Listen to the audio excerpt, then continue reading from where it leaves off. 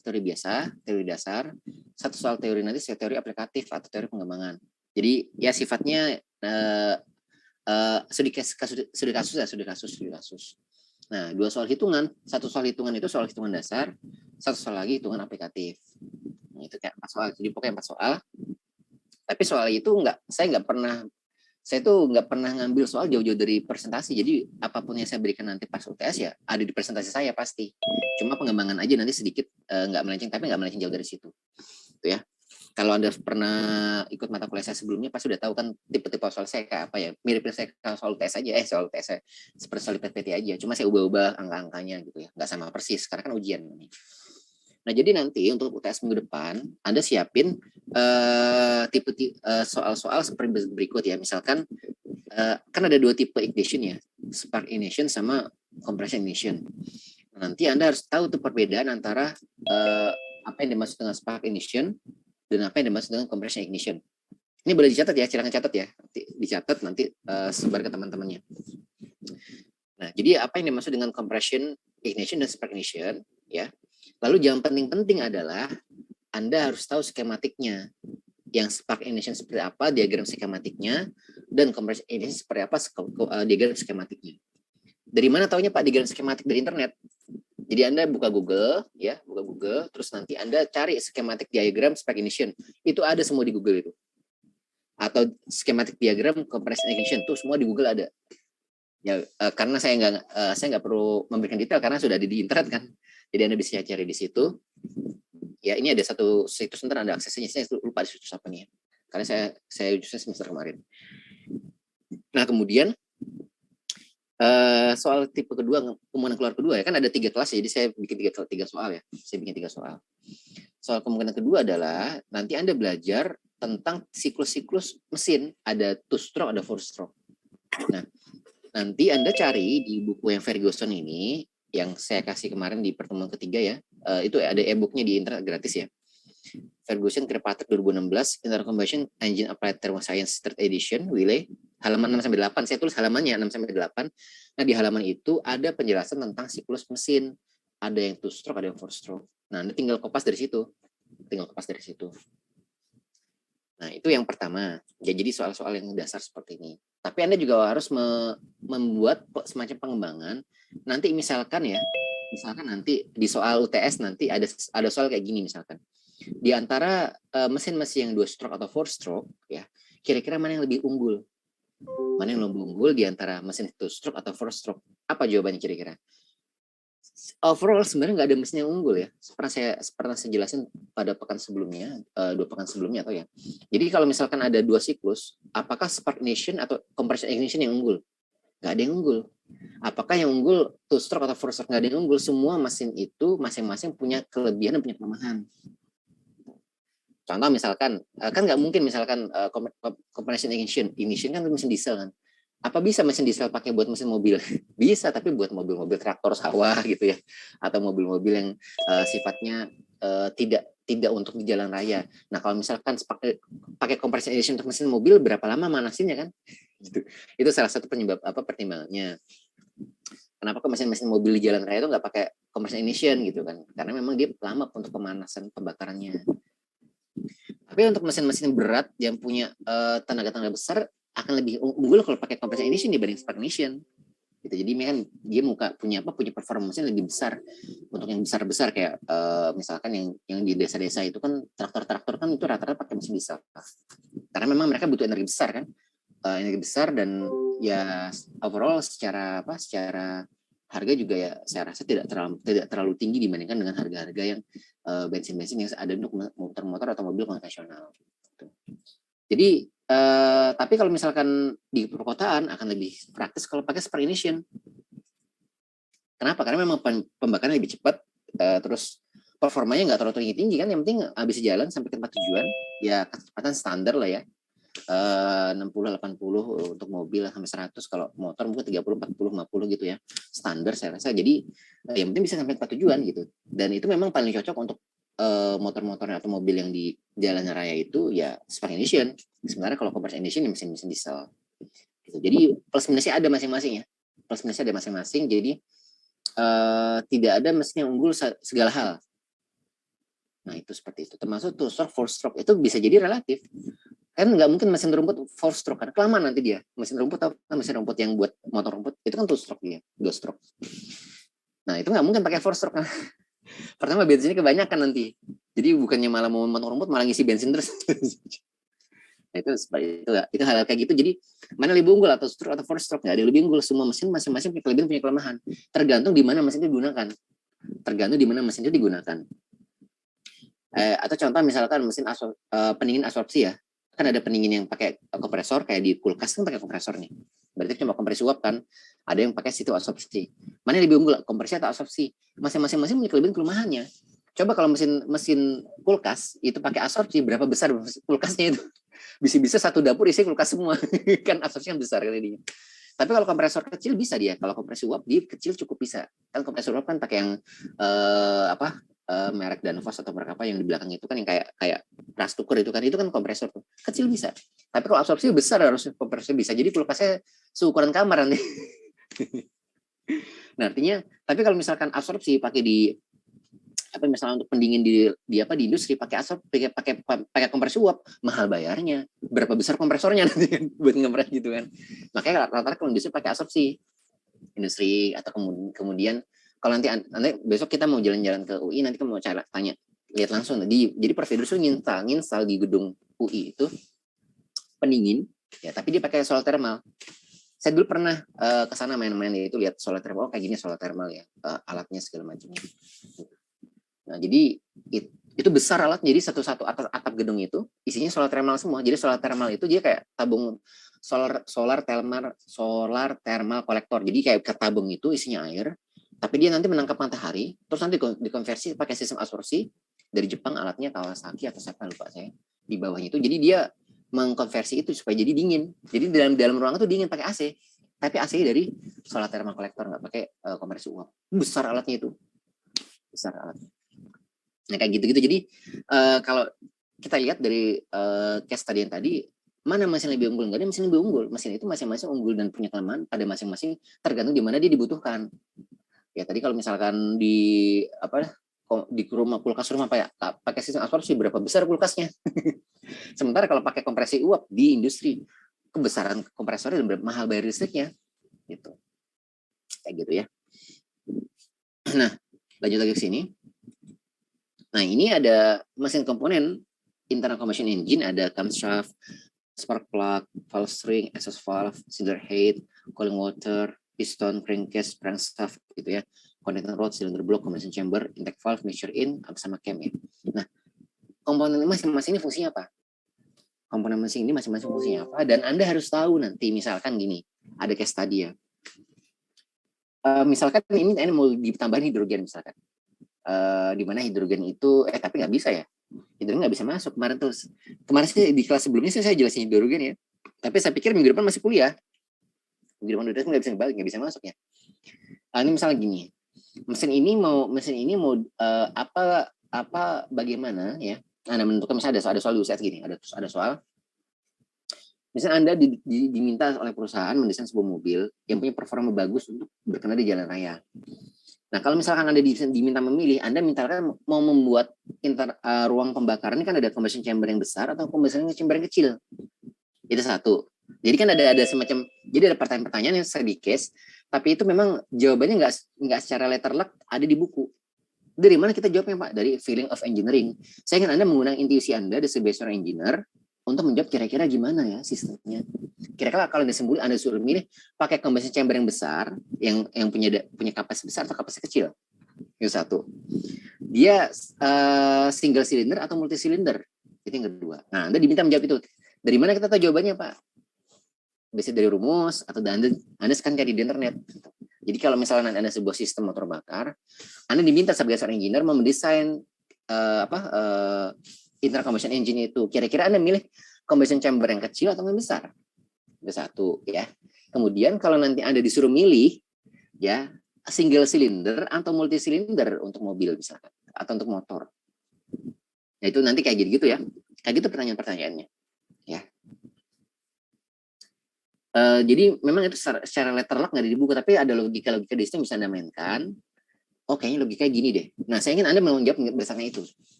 berdasarkan kira-kiranya Anda tuh kayak apa. Karena kan nanti gini, nanti kita Anda kerja di dunia kerja, kadang-kadang tuh hal itu nggak selalu ada di buku. Bahkan kadang-kadang kalau misalnya kita kan sempat jadi maintenance kan di mesin CNC. Kadang-kadang kejadian mesin CNC itu yang trouble atau yang shutdown itu nggak ada di buku. Dan kita sebagai seorang engineer harus berpikir apa yang harus dilakukan supaya mesin itu jalan. Kan yang penting mesinnya jalan kan. Nggak penting masalah prosedur segala macam, yang penting mesinnya jalan gimana caranya. Kadang-kadang ada yang tiba-tiba udah dudukannya udah bener, tiba-tiba masih NG atau not good ya barangnya, gimana itu masalahnya. Nah, kayak gitu-gitu banyak tuh yang nggak ada di buku. Seriously, makanya saya ingin melatih Anda kira-kira nanti kalau ada mesin, itu Anda memilih yang combustion chamber besar atau kecil. Atau nanti berapa silinder kira-kira Anda membutuhkan untuk menjaga performa yang bagus. Apakah dalam 4 silinder, atau 4 silinder cukup, atau bagaimana nanti. Nah, itu Anda punya pertimbangan-pertimbangan logis yang Anda bisa jelaskan di soal UTS terkait sama soal case study-nya. Gitu ya, itu soal case study-nya. Dan nanti juga ada soal ya tentang silinder seperti ini. Jadi nanti Anda harus memahami keterkaitan antara jumlah silinder, ya, indicated work, yang kemarin saya jelaskan pekan lalu, displacement volume, dan compression ratio. Nah, keterkaitan antara keempat hal itu kira-kira apa? Nah, nanti belajar di dari soal-soal itu yang sebelumnya atau soal rumus-rumus. Nanti ada soal ya kira lebih ya tadi seperti jumlah silinder. Terus kalau misalkan nanti kita desain kalau kita desain ruang silinder besar, kira-kira pengaruh nggak sama compression ratio? Kira-kira pengaruh, nah itu nanti kayak gitu-gitu lah. Nah itu sebenarnya bisa dimainkan dari persamaan kemarin. Jadi ketika Anda baca persamaan kemarin itu, Anda udah bisa tahu, oh nanti kurang lebih seperti ini. Oh compression ratio ini katakan sama ini, Anda harus bisa punya intuisi engineering. Beda sama nebak ya. Kalau nebak itu misalkan nomor togel itu nebak. Terus ada lagi terbaru kan sekarang binomo tuh nebak. Binomo kan nebak itu. Nah, tapi kalau ini intuisi itu beda. Intuisi itu tidak keputusan ya, intuisi itu dihasilkan dari pengetahuan sebelumnya dipadukan dengan feeling Anda saat ini. Jadi feeling Anda apa? Kira-kira feeling itu kan lebih kepada apa, kayak misalkan kalau ibu-ibu atau mbak-mbak masak misalkan, itu kan feeling berapa banyak garamnya kan, gulanya kan nggak ada ketakaran kan ibaratnya kayak gitu. Atau kalau laki-laki biasanya naik motor atau mobil kan biasanya kapan harus ngerem atau menggegas itu ada feeling kan. Nah feelingnya itu yang ingin saya latih. Jadi sebenarnya nggak akan secara letterlock di buku ada, memang begitu. Nggak akan ada hubungan keterkaitan adalah ini, nggak bisa. Jadi itu akan bisa Anda pahami kalau Anda memahami persamaan kemarin dan Anda coba ya hubungin dikit lah. Hubungin dikit. Cari di internet banyak juga bisa. Cari di internet apa relationship between number of cylinder dengan indicated work. Ada juga di internet, silakan. Bebas ya sekarang, informasi sekarang Anda banyak informasi sekarang. Kalau pas masa saya awal-awal kuliah dulu memang cukup agak susah. Nggak susah tapi agak susah, harus ke warnet kayak gitu. Kita HP masih monoponik ya, yang pakai masih mainan ular itu yang kalau dia nabrak dinding tuh langsung hancur. Itu kuliah. Tapi SMA itu pas zaman saya juga masih HP masih jarang, masih barang mewah kan. Kalau sekarang kan udah hampir SD aja punya HP. Anak saya aja udah mana umur 5 tahun ya kayak gitu. Jadi informasi bagi Anda sekarang sudah sangat mudah, tapi ya itu tadi Anda harus bijak menggunakan informasi itu supaya jangan sampai kemudian tergelincir. Karena beberapa kemarin ya kejadian ini agak out of topic sedikit ya, OOT ya.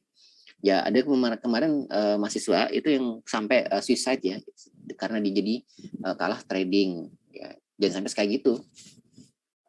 Sebenarnya informasi sekarang bagi Anda kan generasi Z kan ya, itu sangat banyak sekali, tapi ya harus bijak. Kalau kemudian kan istilah flexing gitu ya, flexing di informasi media sosial. Kalau melihat hal-hal seperti itu yang sepertinya kok terlalu sempurna, nah you have to be careful ya. Kalau sesuatu yang terlalu sempurna kelihatannya bagi orang tersebut, ya memang pasti semua orang pasti posting di media sosial pasti yang bagus-bagus ya, nggak mungkin yang jelek ya. Ya misalkan lagi naik mobil atau membuat punya duit banyak terus dijajar duitnya sampai ada satu ruangan duit semua, misalnya kayak gitu ya. Nah, it's okay ketika kita kemudian tertarik kita mau bisnis, mau usaha nih. Tapi ketika sesuatu itu terlalu sempurna di awal atau dijanjikan, you have to be careful. Karena kan terbukti kan sekarang kan ternyata sesuatu yang sempurna itu di dalam dunia investasi itu ada banyak hal yang kemudian harus Anda waspadai. Jangan sampai Anda loss tadi. Kalau saya pribadi sudah investasi juga, tapi memang saya investasi di instrumen sudah settle. Saya nggak mau coba-coba yang kayak baru-baru ini juga kayak ada cryptocurrency, Bitcoin kayak gitu-gitu. Karena memang secara umur masih baru, bukan saya anti yang baru ya. Tapi kalau terjadi loss itu ya yang tanggung jawab siapa? Karena ada blockchain segala macam. Saya baru tadi dari blockchain segala macam. Ya saya belum menemukan adanya satu kepastian di situ. Makanya kalau nggak ada kepastian itu ya nggak pasti. Saya investasi yang pasti-pasti aja, yang itu pasti. Gitu. Jadi tapi memang di generasi Anda sekarang memang informasi itu nggak bisa dibendung. Dan ada generasi Z kan, di mana pernah saya sampaikan juga beberapa pertemuan sebelumnya, bahkan ada orang tanpa gelar, dia nggak kuliah, nggak sekolah, tapi dia punya kompetensi seperti orang kuliah. Contoh saya deh, ya saya kan sudah S3 juga. Nah, saya lihat di LinkedIn kan saya juga punya bikin profil di situ, banyak sebenarnya orang-orang yang masih S1 itu tapi kapasitasnya ngelebihin saya di bidang data engineering. Kebetulan saya satu bidang yang saya tekuni data engineering, data science, lebih daripada saya, dan saya harus akui itu mereka memang punya expertise di bidang saya di bidang itu luar biasa kan. Jadi bahkan ada yang cuma sekolah SMA, dia kerjanya di sampai di Microsoft. Ada coba Anda cari di LinkedIn, Anda cari di situ banyak kayak gitu, banyak. Oh, berarti saya udah S3 kalah. Artinya memang luar biasa sekali anak-anak zaman sekarang itu informasi dibanding masa-masa saya dulu. Kalau saya kan masih pertengahan ya, antara generasi perlayan, antara generasi jadul sama modern, saya tengah-tengah. Mas saya ngerasain jadi generasi jadul, tapi saya juga ngerasain generasi modern. Tapi kalau Anda sudah full modern semua, tapi ya informasi itu banyak banget. Bahkan ibaratnya nyari informasi yang kayak motor bakar ini pasti ada di internet. Pasti ada di internet. Bahkan bisa jadi kedepannya kuliah-kuliah itu nanti mungkin akan lebih banyak kayak makin pakai open space gitu. Open space Anda diskusi apa, bikin project apa kayak gitu. Itu kayaknya udah kelihatan di MBKM ini ya, udah mulai kelihatan di MBKM ya. Jadi kayak semacam bikin project apa, belajar dari 3 versi kuliah tuh bagus juga program Manadim tuh, MBKM ya salah satunya. Bahkan teman saya di BRIN, Badan Riset Informasi Nasional, kan saya punya 3 teman di situ, satu angkatan dulu. Mereka itu sekarang nggak punya kantor, jadi pakai coworking space. Kan coworking space, jadi coworking space itu, jadi kalau Anda jalan-jalan ke Kuningan ya di Jakarta Pusat ya, tapi hati-hati jangan pakai corona, ada corona sekarang ya. Karena saya di Jakarta sehari, besok langsung kena corona. Kena Omikron. Nah, itu dia kayak ada semacam kayak gedung, tapi dia nggak ada orangnya. Tapi ada beberapa tempat disewakan buat coworking space. Jadi untuk kita mau riset di situ boleh, Anda mau kerja di situ boleh. Jadi beberapa perusahaan udah pakai itu. Jadi mereka nggak ada kantor, tapi kadang-kadang ada meeting tapi di situ.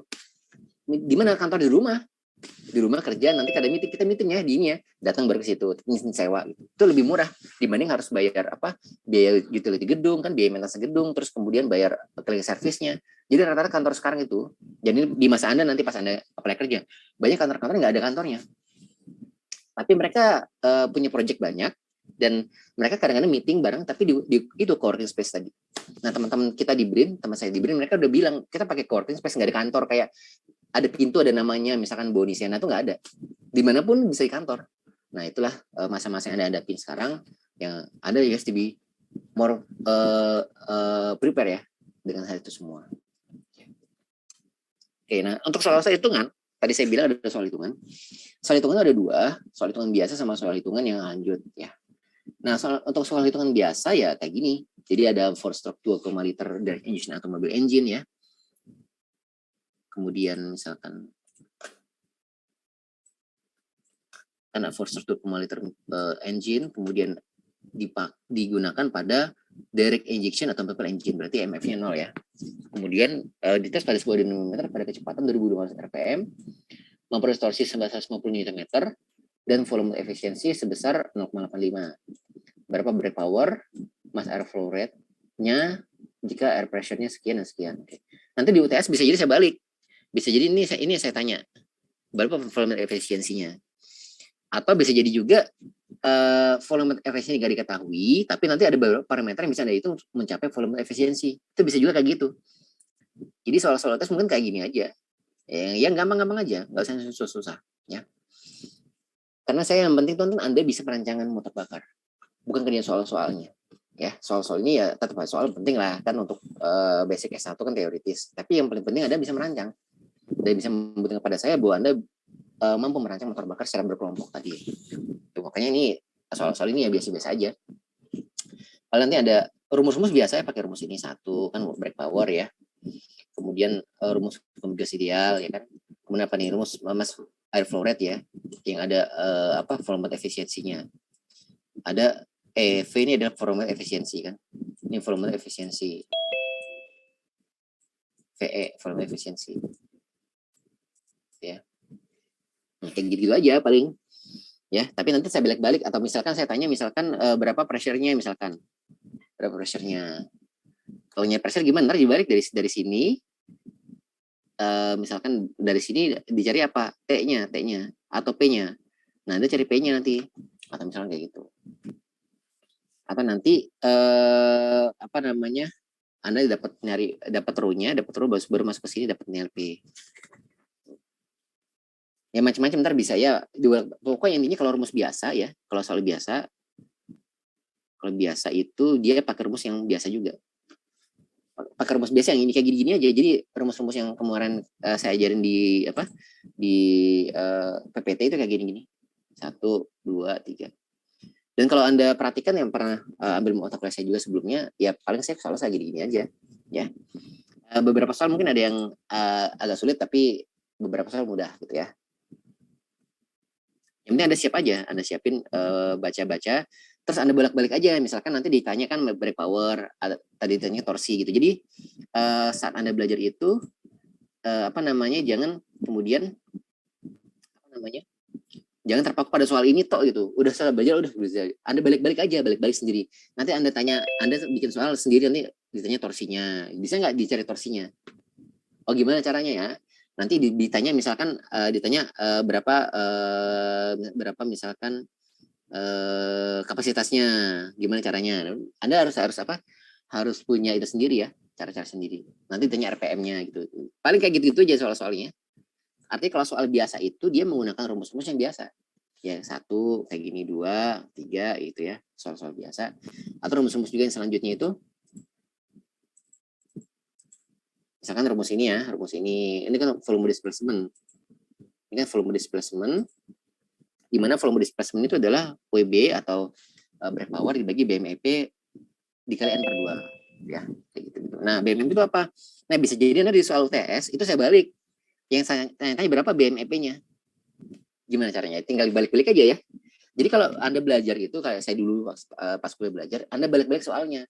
Nanti Anda bikin soal sendiri, ditanya BMEP. Terus nanti Anda bikin soal lagi, oh berapa kalau misalkan ditanya BFS-nya gimana ya? Anda bikin lagi soal-soalnya gitu. Kayak gitu-gitu aja soal-soalnya. Jadi soalnya nggak akan jauh beda sama ini. Tapi nggak sama persis lah ya, kalau sama persis bukan ujian namanya.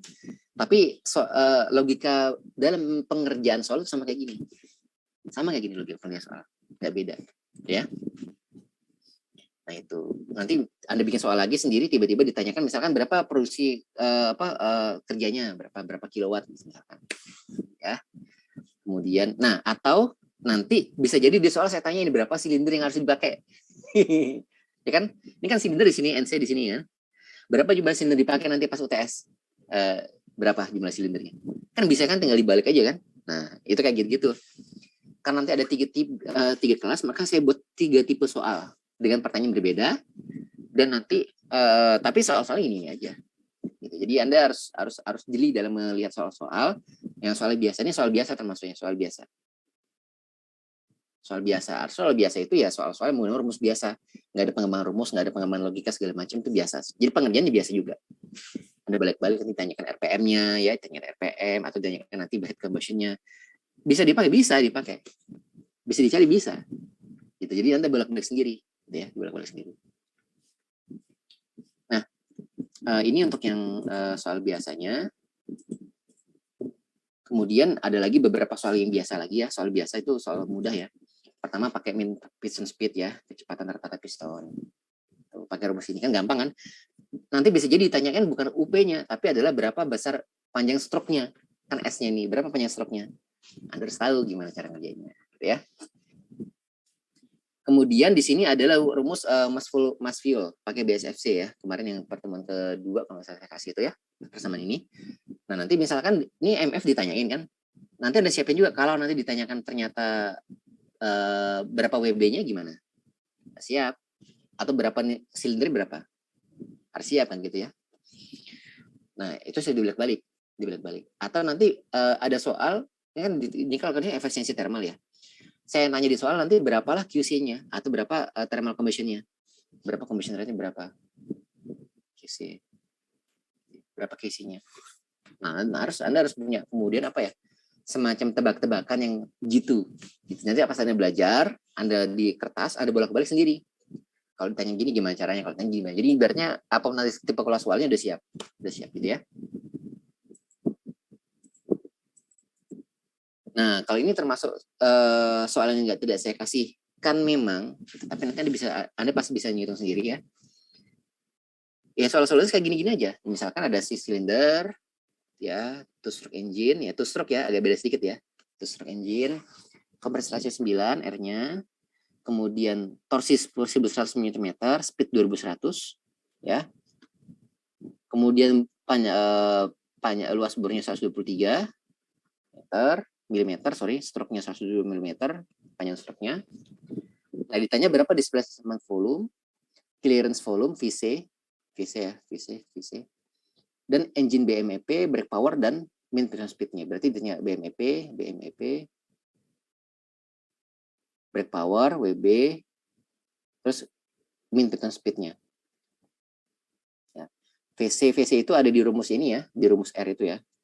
V1 per VC, kan ada tuh ya. R 1 per VC. R itu sama dengan V1 per VC, gitu ya. Itu ada di situ nanti ya. BMP juga ada rumusnya, saya rasa ada rumusnya di sini, sudah ada. Saya rasa nggak ada masalah. WB juga ada rumusnya, nggak ada masalah. VP, UP ya, UP sama dengan 2NS ya. Kalau nggak panjang, makanya saya apal juga. Saya nggak apal rumusnya juga sama. Dan Anda nggak disuruh ngapal rumus, Anda disuruh menjadi engineer yang bisa memahami logika di dalam merancang mesin pakai rumus. Rumusnya ke belakang, yang penting logika merancangnya Anda paham. Rumusnya ke belakangan ya. Saya juga nggak hafal rumus kok. Buat apa dia apalnya bisa dibuka bukunya? Bisa dibuka bukunya. Ya. Nah kayak gitu-gitu ya. Anda ada cara pelajari, terus Anda bolak-balik. Nanti kalau misalkan di soal UTS ada ditanyakan kompresor rasio gimana? Ternyata semua diketahui semua yang ditanya ini, yang ditanya malah kompresor rasionya. Gitu. Gimana caranya? Nah, dibalik-balik. Atau jangan-jangan malah yang ditanya nanti ada malah stroke-nya, berapa panjang stroke-nya? Atau panjang bornya gitu ya. Jadi itu cara belajar kayak gitu ya, cara belajar kayak gitu ya. Kayak gitu cara belajar. Oke, saya hapus dulu. Ini satu soal UTS kisi-kisi juga ya, kisi-kisi. Nah, ada lagi kisi-kisi yang ada perbandingan kayak gini. Ada perbandingannya. Nah, ini termasuk soal yang cukup sulit ya. Jadi masuk soal yang tipe 2 ya, tipe sulit ya. Tipe sulit di mana nanti Anda harus kemudian menurunkan ada semacam permisalan dari mana perbandingan ini. Misalkan di sini ya. 4 silinder 2,5 liter. Sini dulu ya. 4 silinder 2,5 liter gitu ya. Diukur sebenarnya kalau bahasa Inggris nggak bisa is mounted on ada ini tuh terlalu panjang satu-satu. Jadi diukur pakai dino gitu. Pada hasil kecepatan ada RPM-nya adalah 3000 RPM. Jadi kalau bahasanya nggak bisa dari satu-satu ya, harus satu kalimat utuh. Kemudian mesin punya kompresi rasio. Nah, perbandingannya kompresi rasio adalah 10:1. Nah, ini agak beda sedikit karena biasanya kan kita dapatkan kompresi rasio 9. Kompresi rasio 8. Ini dihitung 10:1. Itu gimana caranya maksudnya? Gimana cara maksudnya gitu? Nah, gimana cara maksudnya? Caranya gini, nanti Anda di soal nanti di rumah ya, di rumah belajar, Anda bikin kompresi rasio itu apa sih? Apa sih kompresi rasio? Oh, ada kompresi adalah VBDC DC per VTDC. Gitu ya. Nah, atau sama dengan V1 per VC juga. Jadi ada dua sini rumusnya. VBDC per VTDC atau V1 per VC. Sama dengan apa? 10/1. Berarti 10/1 ini bisa jadi berarti VBDC sama dengan 10 VTDC ya. TDC ya. Atau V1 sama 10 VC ya. Atau apalagi nanti gitu. Di soal-soal kemarin yang pertemuan kedua udah saya kasih ya rumusnya, compression ratio. Tuh ada bisa kembangin kayak gitu nanti. Dan bisa kembangin gitu nanti. Phase apa Pak? Phase itu clearance volume. Clearance volume. Clearance volume. Ya. V1 itu dia kalau nggak salah serupa dengan VBDC. VBDC. Nah, ada lagi nanti bisa jadi di soal UTS ya, ada yang namanya perbandingan mass air flow ratio, perbandingan udara sama bahan bakar. Nah, gimana kalau kayak gini, Pak? Ya tinggal bikin aja bandingannya. Misalkan mass air flow ratio-nya adalah 15/1, ya kan? Berarti perbandingan antara massa air udara MA per MF ada 15/1. Nanti gimana? Ya berarti MA sama dengan 15 MF. Nah, ini nanti yang Anda masukkan ke rumus. Masuk ke rumus.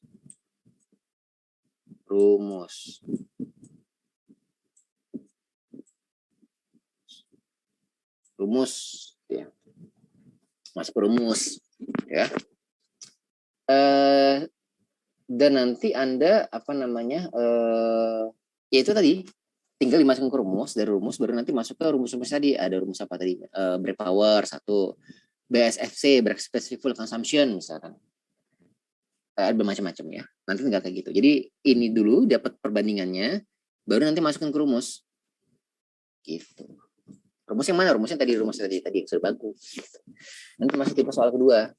Masuk pada soal kedua. Agak panjang tapi bisa lah pastilah. Bisa lah pasti ya. Oke, ini untuk kisi-kisi UTS. Memang sengaja tidak saya kasih tidak saya berikan penjelasan kan, karena saya kasih jawaban nanti masalahnya ya. Ini Anda kerjakan sendiri 2 soal ini ya. Nanti soalnya agak mirip-mirip kayak gini lah ya. Agak mirip kayak gini ya. Mirip-mirip seperti ini. Yang ini ya, soalnya sebelumnya tadi ini sama ini ya. Nah, ini kisi-kisi sampai di yang engine parameter. Nah, ada lagi satu kisi-kisi masalah siklus termodinamika kemarin. Nah, untuk siklus termodinamika saya pakai kisi-kisi yang ini. Sebentar kesini dulu ya, berarti keempat dulu ya. Jadi siklus termodinamika itu ada 2 yang akan keluar di soal hitungan. Catat ya, ada 2 yang keluar di soal hitungan. Yaitu adalah pertama,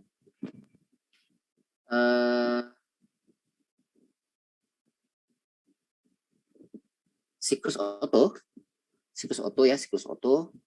Anda harus perhatikan nanti di soal, ya itu kira-kira Pak, dia ada nggak keterangan ini di soal itu nanti, ya di UTS itu Anda kata-kata keterangan ini,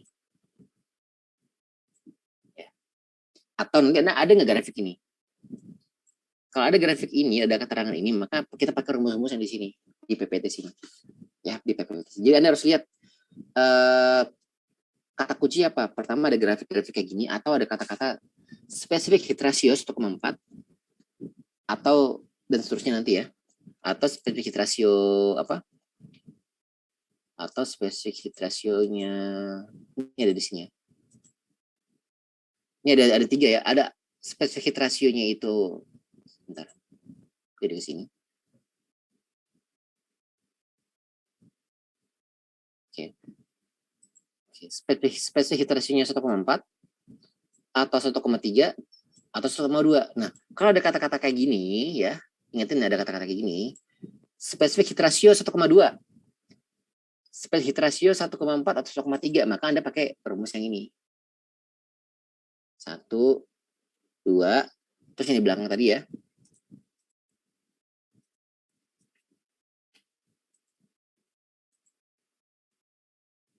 Ini 1 tadi sudah ya, 1, 2, terus ini ya. Pakai rumus yang ini.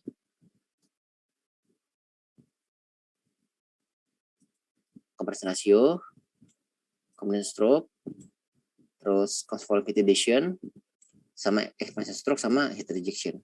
Nah, ini Anda tinggal ngitung aja, tinggal menghitung saja dari situ. Bisa jadi juga nanti soalnya nanti.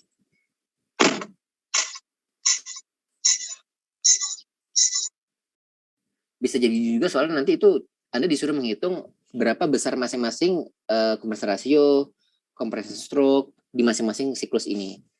Kan ini kan satu siklus ini kan ada satu siklus di 1, 2, 2, 3, 3, 4, 4, 1 gitu kan ya. 1, 2, 2, 3, 3, 4, 4, 1 kan gitu siklus-siklusnya kan. Nah, Anda disuruh menghitung per masing-masing siklus itu, bisa juga kayak gitu soalnya. Ada soal gitu. Pokoknya kita buat tiga tipe soal berbeda ya. Kelas A, kelas B, kelas C. Nah, nanti untuk yang siklus oto, ini akan keluar soal hitungan. Akan keluar soal hitungan. Ya, ini, dan ini akan keluar soal hitungan. Akan keluar soal hitungan.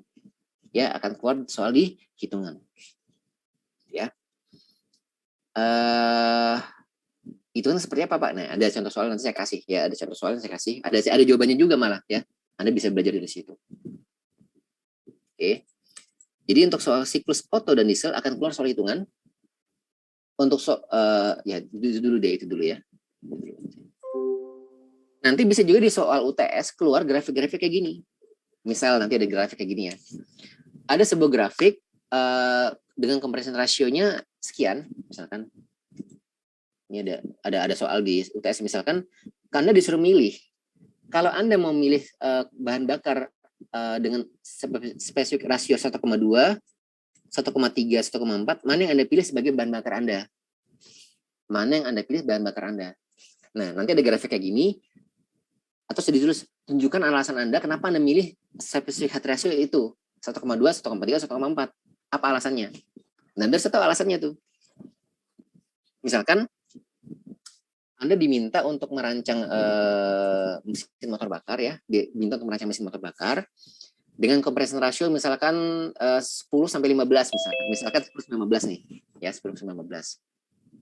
Misalkan 10 sampai 15. Nah, tapi di sini kan ini ada satu ini ya, 10 sampai 15 pokoknya di range inilah ya, di range ini ya. Ini saya hapus dulu deh ya, sebentar biar Anda nggak bingung.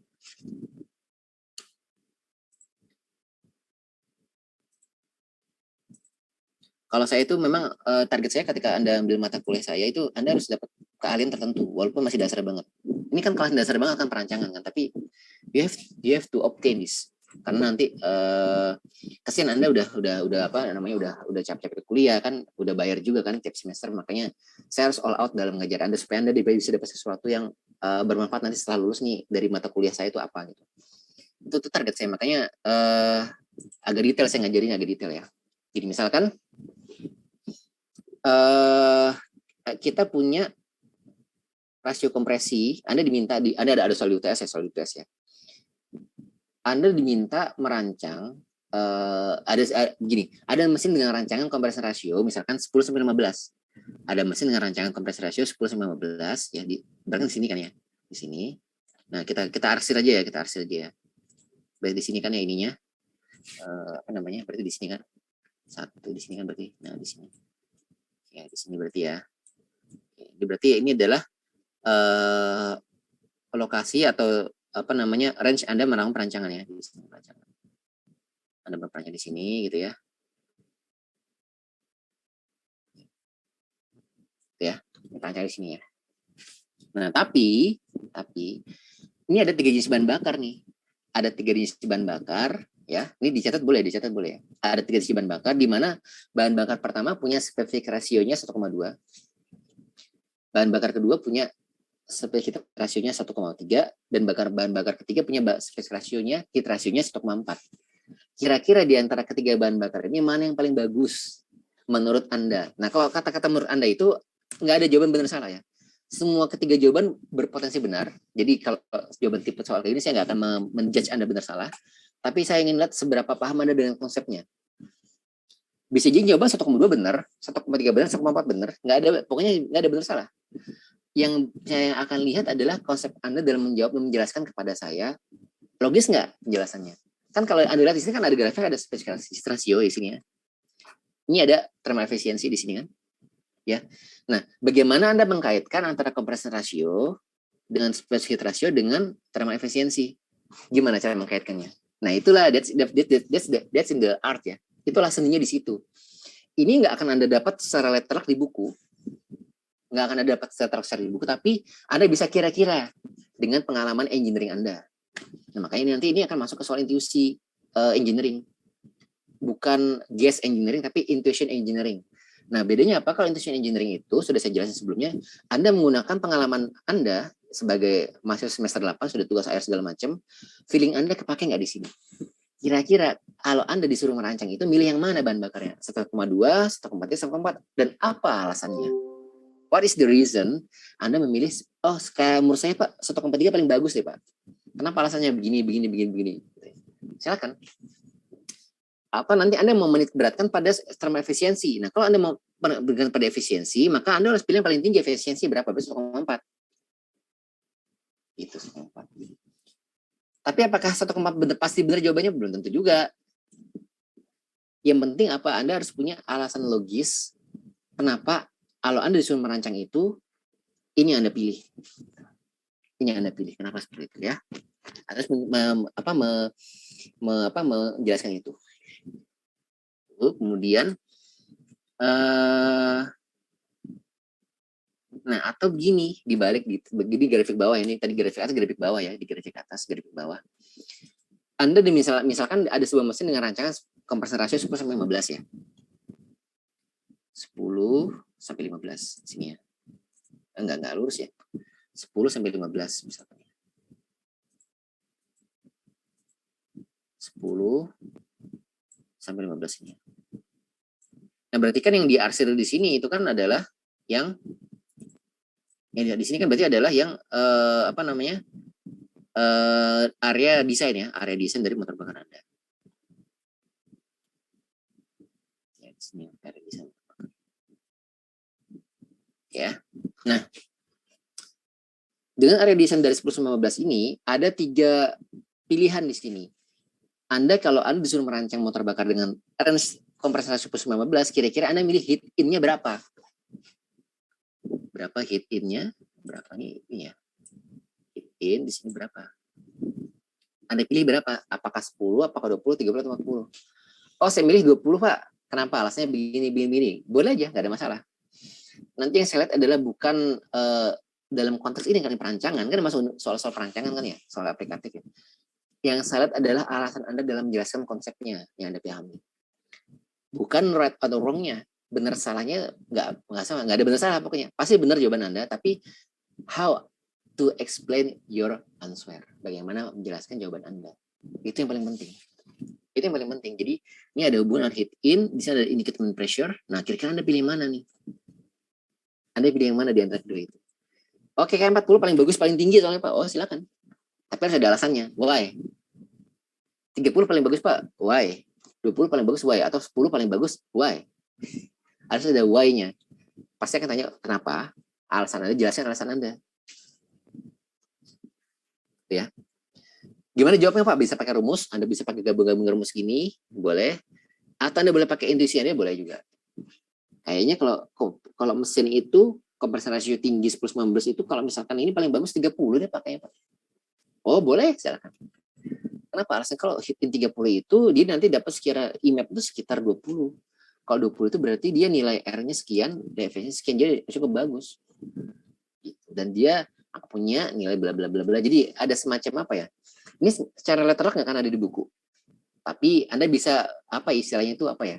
Kalau saya itu mengintuisikan pemahaman Anda ke dalam sebuah pernyataan. Ya, itu yang paling saya lihat ya. Nah, ini siklus Otto pasti, tapi ini bisa keluar soal teori atau soal hitungan ya, siklus Otto diesel. Siklus Otto dan diesel bisa keluar di hitungan juga. Nah, pasti kalau siklus Otto pasti keluar di hitungan ya. Otto diesel pasti keluar di hitungan. Tapi siklus Otto dan diesel juga bisa keluar di teori. Teori tadi contohnya tadi yang perancangan tadi. Yang soal nomor 2 soal nomor 1 kan teorinya kan teori dasar. Soal nomor 2 kan teori aplikatif. Bisa juga Otto dan diesel keluar di soal teori aplikatif. Jadi Anda disuruh kayak merancang tadi. Anda milih yang mana? Heat in-nya atau Anda milih mana heat ratio-nya? Kenapa Anda milih itu? Jelasin kepada saya gitu. Jadi kayak gitu ya. Dan memang ini nggak akan letterlock, nggak ada di buku. Memang itulah memang tujuan saya. Jadi tujuan saya memang ingin mengetahui sejauh mana pemahaman Anda dalam kerangka menyambung-nyambungkan variabel-variabel motor bakar menjadi satu pemahaman yang utuh. Whole konsepnya ini, whole understanding ini akan bermanfaat setelah Anda lulus nanti, oh ternyata gini tuh motor bakar.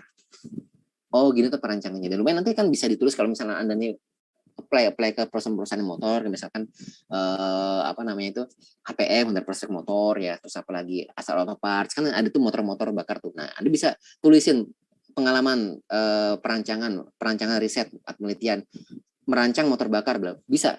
Dan memang beberapa ketika saya ikut di Quora, beberapa orang fresh grade ya, itu menulis kayak gitu. Mereka meningkatkan probabilitas ya diterima oleh HRD. Kan lumayan. Jadi ibaratnya yang pas Anda ditanya HRD ada cerita oh perancang motor bakar gini. Mengasal nggak apa-apa. Dia nggak ngerti HRD.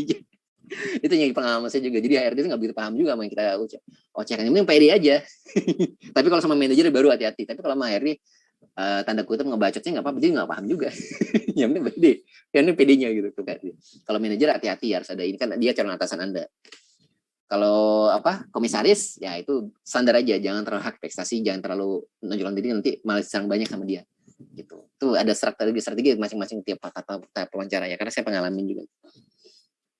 Bayangin 3 bulan 5 kali tahap wawancara, 5 kali tahap tes kan gitu, luar biasa itu.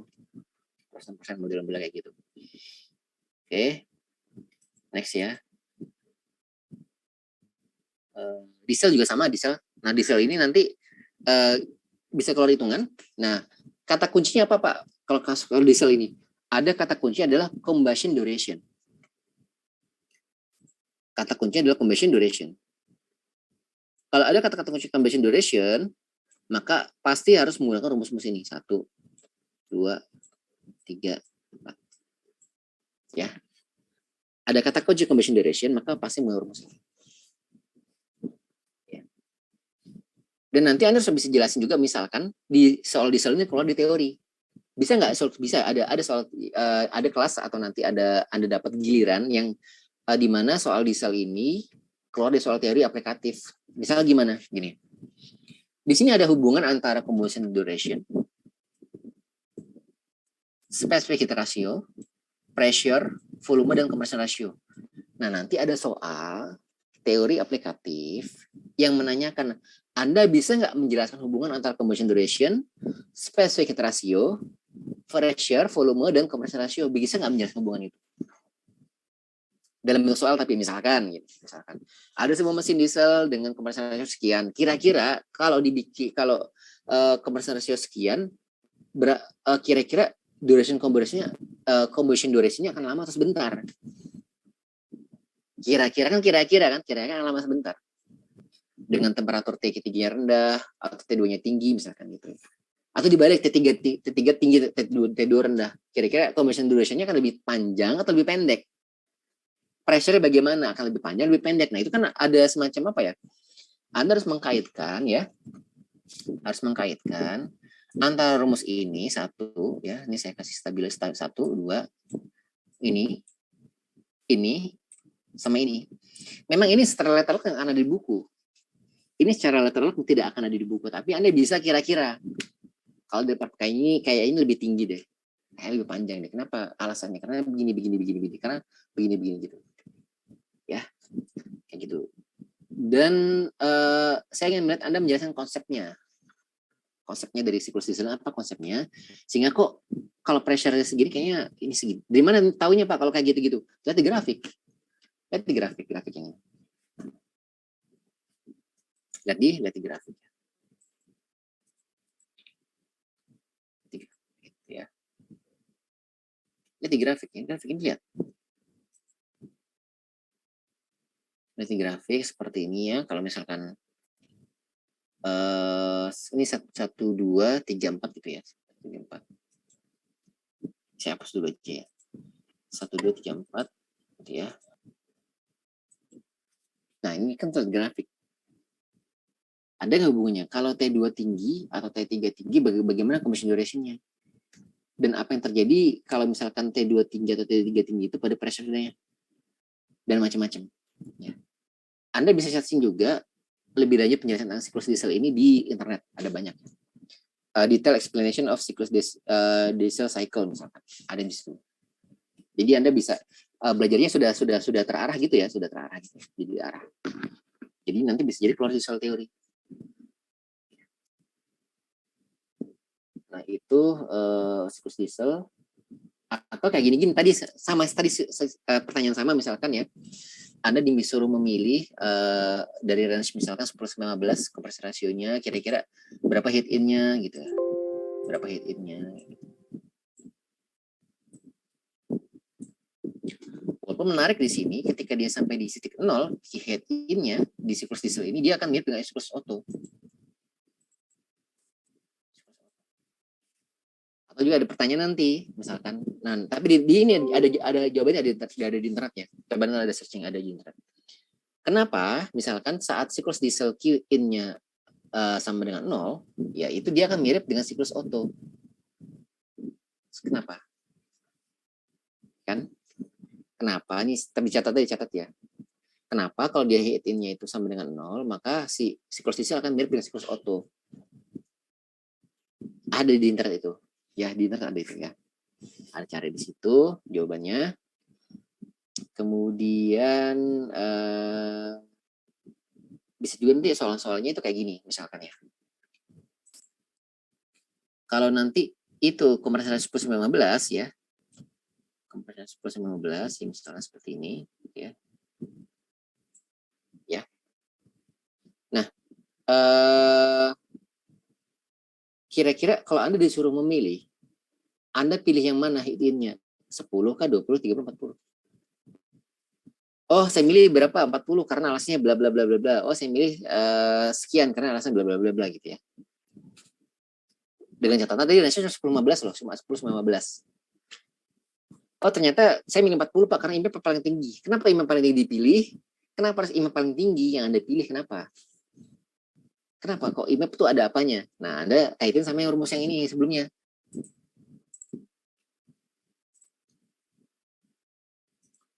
Dan rumus sebelumnya apa? Kok IMAP itu hubungannya apa sih IMAP itu? Sama apa samanya sama apa namanya sama ini ya, ada cari hubungannya antara IMAP dengan semuanya ini gitu ya. Oh, ternyata IMAP itu per P1. Jadi kalau IMAP-nya tinggi ya, IMAP per P1-nya tinggi, maka itu akan pengaruh ke P1. Gitu, misalkan. Itu contoh ya, misalnya contoh. Jadi IMAP per P1-nya itu apa namanya, misalkan ya, kan gini ya. Bisa terus di sini aja ya.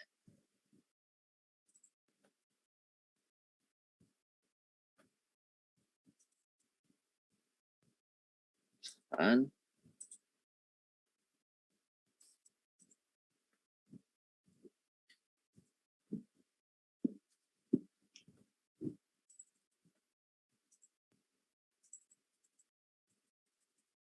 bisa IMAP per P1 ya, P1 ya. P1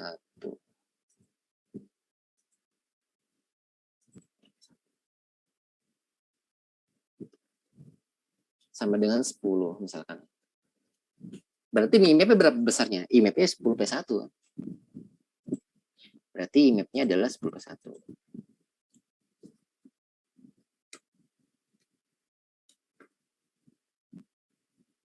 Ya.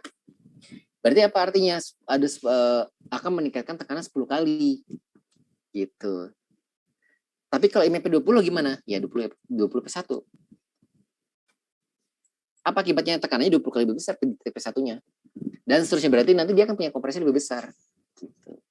Kenapa kalau punya kompresi lebih besar? Berarti bla bla bla bla bla. Ya, Anda cari sendiri nanti ya. That's the black box. Saya selalu kalau sengaja selalu dengan black box supaya Anda berpikir tentang itu. Ya. Supaya Anda berpikir tentang itu sehingga nanti ada kan apa ya, akan muncul apa namanya? Feeling of engineering yang menjadi target dari mata kuliah ini. Feeling of engineering di bidang motor bakar itu apa? Jadi Anda punya gambaran utuhnya sama motor bakar seperti itu. Walaupun kita nggak praktikal eksperimental, tapi ya setidaknya secara teoretikal Anda tahu lah tentang motor bakar itu bagaimana. Oke, ini untuk case apa soal-soalnya. Soal-soal teoretikal yang aplikatif atau soal case tadi teori itu yang siklus diesel. Nah, untuk siklus dual cycle ini saya ambil dari sini. yang ini ya. Ntar saya kasih ke materinya, materi saya kasih. Jadi kita langsung mulai. Ini saya ambil dari buku Gupta ya, Gupta, orang India. Nah, jadi di sini ada siklus dual. Nah, tapi kalau siklus dual combustion, siklus Atkinson, siklus Miller akan soal teorinya juga. Akan keluar soal teorinya. Soal teori gimana Pak? Jadi kalau siklus Otto diesel keluar teori dan hitungan. Siklus Otto diesel keluar teori dan hitungan. Ya. Kalau siklus dual, siklus Miller sama siklus Atkinson itu keluar soal teorinya aja. Soal hitungannya nggak keluar. Ya, nggak keluar. Nah, jadi ini ada bisa Anda lihat ya di sini ya, ada bisa Anda lihat. Ini ada penjelasan tentang siklus dual lebih jelas ya. Kemarin kan kurang jelas tuh, saya kurang paham kemarin tuh. Nah, ini lebih jelas ya. Lebih jelas di sini Anda bisa baca langsung di sini ya. Siklus dual combustion cycle-nya. Nah, sekarang ada pertanyaan aplikatif begini. Nih, Anda ada boleh catat ya, Anda boleh catat. Misalkan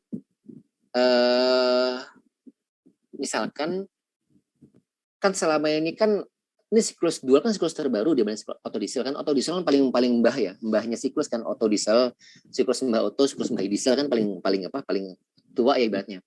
Barulah ada siklus dual anaknya misalkan nih. Pertanyaan saya adalah kenapa kok diciptakan siklus dual combustion?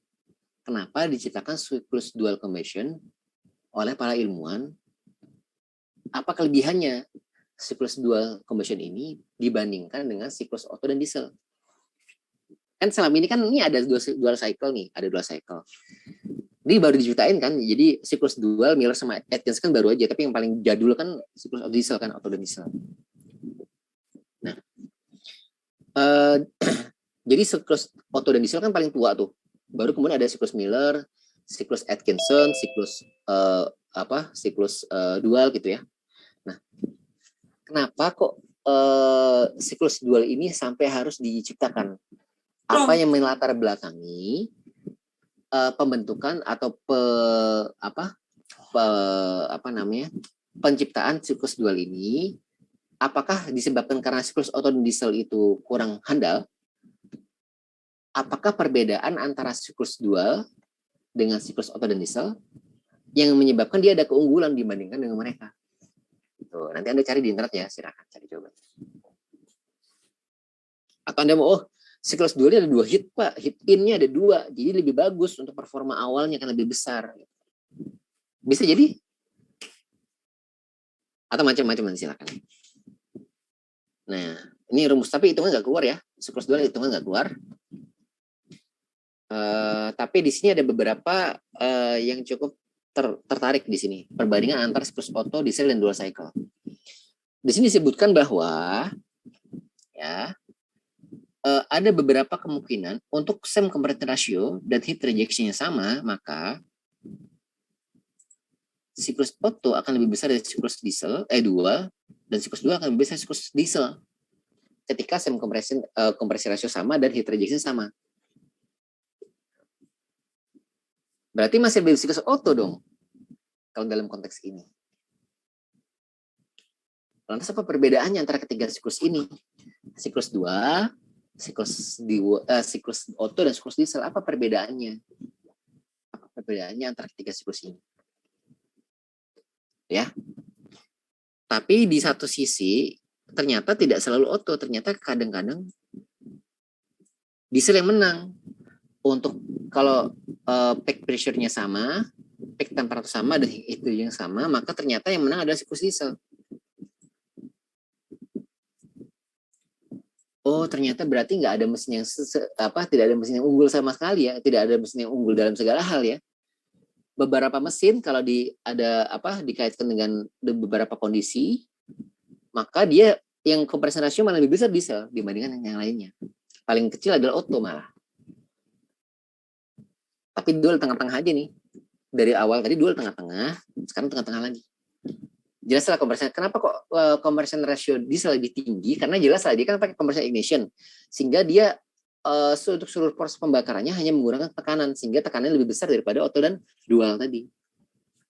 Kalau Otto kan pakai spark ignition, maka dia lebih kecil tekanannya, compression rasionya, gitu. Nah, tapi coba sekarang kita lihat kalau kondisi efisiensi. Ternyata efisiensinya dalam konteksnya ketika peak pressure lebih sama, maka dia ternyata lebih tinggi diesel dong. Loh, kok bisa gitu? Nah, nanti Anda cari sendiri gitu. Ya, jadi nanti apa namanya, ketika same peak temperature, peak pressure, maka ternyata malah lebih tinggi efisiensinya mesin diesel. Jadi gimana nanti jawabnya kepada pertanyaan itu, Pak? Ya tergantung kondisinya apa. Kondisinya apa? Apakah same pressure, apakah same peak pressure, dan macam-macam. Nanti Anda jelas kondisinya macam-macam. Jadi tergantung kondisinya. Kalau kondisi begini yang paling unggul mesin auto, kalau kondisi begini yang unggul mesin diesel. Gitu. Jadi Anda buat kata-kata sendiri ya. Kan ada penjelasannya, ada kata-katanya. Anda tinggal tinggal merekonstruksi kata-kata yang bagus seperti apa untuk pas jawaban ujian. Ya. Jadi nanti keluar di soal teori aplikatif. Ya. Terus di sini ada lagi kalau misalkan apa namanya? Atau ternyata kok efisiensi diesel lebih tinggi di sini ya. Nah, that's the point. That's the point, artinya. Tapi dalam beberapa kasus ternyata malah color auto yang paling tinggi dibanding color diesel. Kalau ke heat rejectionnya ya. Tapi kok untuk work output sama kok malah lebih bagusan efisiensi diesel ya dibanding efisiensi auto. Nah, jadi kenapa bisa seperti itu? Oh, ternyata ada maximum pressure. Kalau pressure pasti yang menang adalah diesel. Gitu. Jadi kayak gitu-gitu lah ya. Jadi Anda silakan membuat kalimat yang baik dari semua penjelasan-penjelasan ini, dibikin kalimat yang bagus, nanti tinggal tulis pas ujian. Ini udah saya kasih kisi-kisi loh. Jadi pas ujian nanti supaya Anda nggak mikir-mikir lama-lama. Kalau pas ujian Anda baru lihat baca ini, baru mikir pas ujian, dijamin waktu habis. Waktu cuma 90 menit loh. Kan 2 SKS kan? Ya, 90 menit. Jadi harus dipikirin dari sekarang. Nanti pas ujian tinggal tulis. Atau ada soal-soal mirip ini, Anda tinggal, jadi kalau misalnya Anda sudah punya ibaratnya bank jawaban yang bisa jadi jelasin tadi, Anda tinggal membahasakan lain dari bahasan Anda. Jadi tapi kan udah ada catatannya. Tapi udah ada catatan jawaban, udah ada, tinggal nanti Anda membahasakan lain pas di ujian gitu ya. Silakan Anda di tapi soal-soalnya nggak akan mirip kayak gitu, tapi ada sedikit seni-seni ya, the art of question pasti ada, seni pertanyaan pasti ada ya, tapi kurang lebih kayak gitu jawabannya. Kenapa kok begini? Ya, itu sudah harus Anda pahami dari sejak awal ini.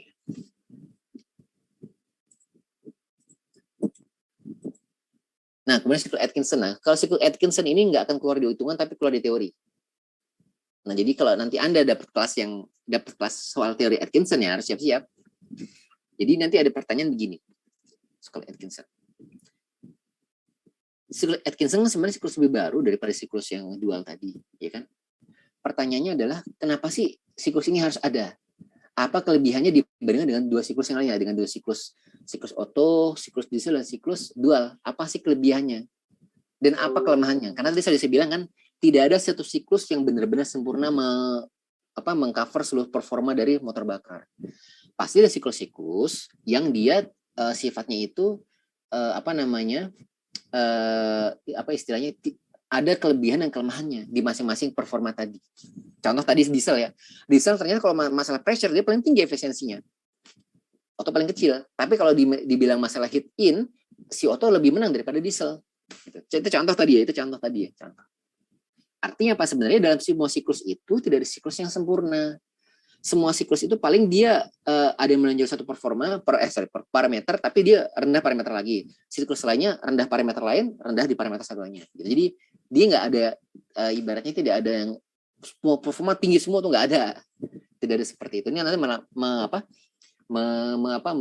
menyelisihi hukum termo kedua. Dan nanti ya siklus Atkinson. Apa bedanya antara siklus Atkinson dengan siklus Otto, diesel, dan dual? Apa bedanya? Ini ada juga dijelasin nih. Ini ada di sini penjelasannya. Atau ada cari di internet, ada lagi juga. Tinggal diatur ke bahasa Indonesia ya. Ini teori hitungan nggak keluar ya,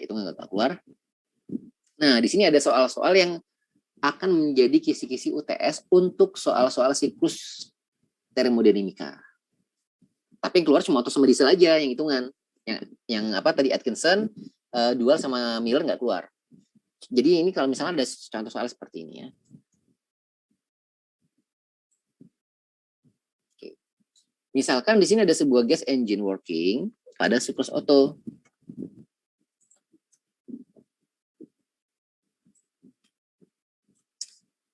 Siklus Otto ya, siklus Otto ini kan keluar di soal hitungan. Sini bersekian, ini sekian gitu ya. Nanti Anda lihat perhitungan ini.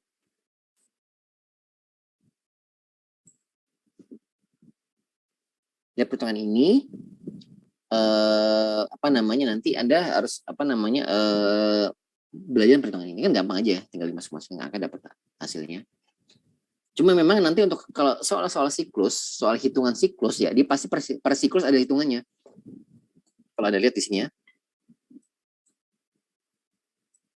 Ini 1-2 ada hitungannya, ya kan? Kemudian apa lagi nih? 2-3 ada hitungannya. Ada hitungannya, 2-3-4 ada hitungannya gitu ya. Jadi per masing-masing siklus akan ada hitungannya. Tapi hitungan itu biasa aja standar ya. Hitungan standar aja ya.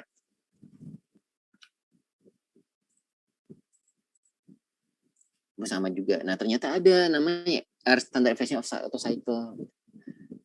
Ada namanya work done per unit mass. Ada namanya mean average pressure tuh ada ternyata. Nah, itu Anda bisa hitungin pakai rumus saja. Jadi sebenarnya untuk siklus Otto dan diesel ini soalnya itu standar. Nggak akan ada soal-soal sulit-sulit, nggak ada.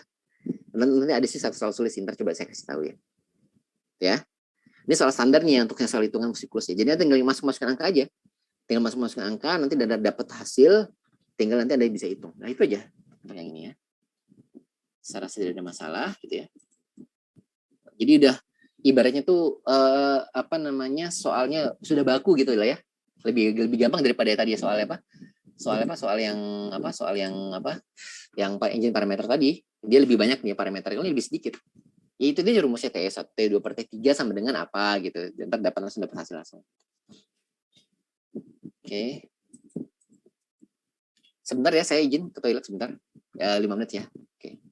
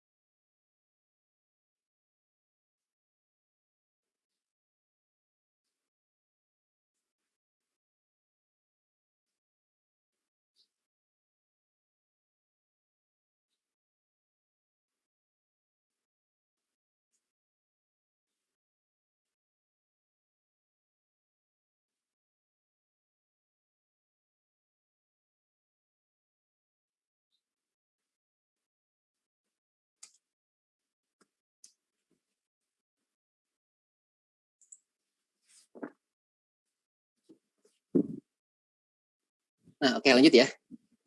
Jadi tadi yang ini ada yang di depan Anda ini, contoh dua-duanya ada contoh soal yang little bit complicated ya. Jadi di sini ada sedikit semacam apa? Semacam permainan sedikit ya. Jadi di sini ada masalah aljabar sedikit ya. Aljabar sedikit di sini gitu ya. Kayak misalkan VA sama dengan pressure cylinder 0,5% pada 5% dan 70% dari kompresor stroke apa? Aduh. Ya. Jadi sini apa di sini? The pressure in cylinder adalah 5% dan 70% dari kompresor stroke pada tekanan 1,2 bar dan 4,8 bar. Oke, berarti di sini 5% di sini pada tekanan 1,2 bar dan 70% pada tekanan 4,8 bar. Berarti satu saja di sini apa? Di sini 1,2 bar, di sini 4,8 bar. Ya. Kemudian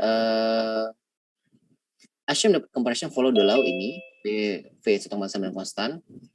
Tentukan kompresi rasio dari engine jika efisiensi relatifnya dari mesin dibandingkan dengan air standar adalah 60%.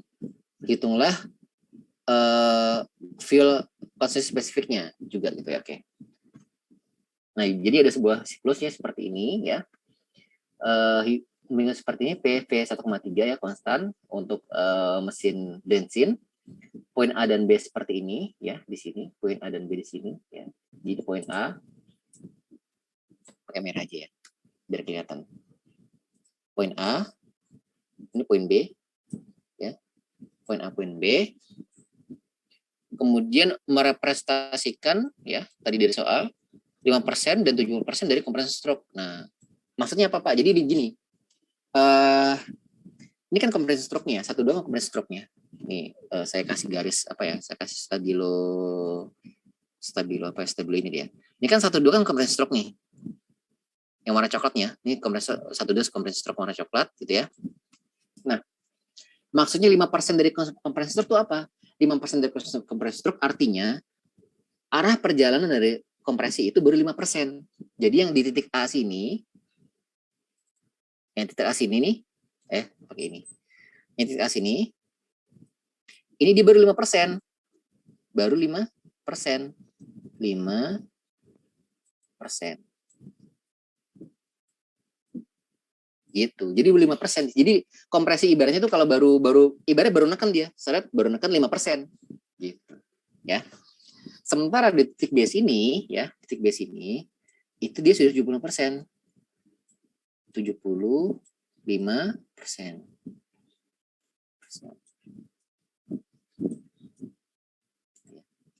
Jadi sudah 70% kompresinya. Belum 100 kalau sampai 2 kan 100 nih. Kalau sampai sini kan 100. 100 ya kan. Kalau ini masih 75, ini masih 5%. Gitu maksudnya ya, masih gitu maksudnya. Nah, sehingga di sini ada sedikit matematika biasa lah ya, matematika biasa. Sebenarnya nggak susah juga sih, cuma kita baru aja belajar gini. Kan ada V1 di sini ya. V1, di sini ada V2 kan?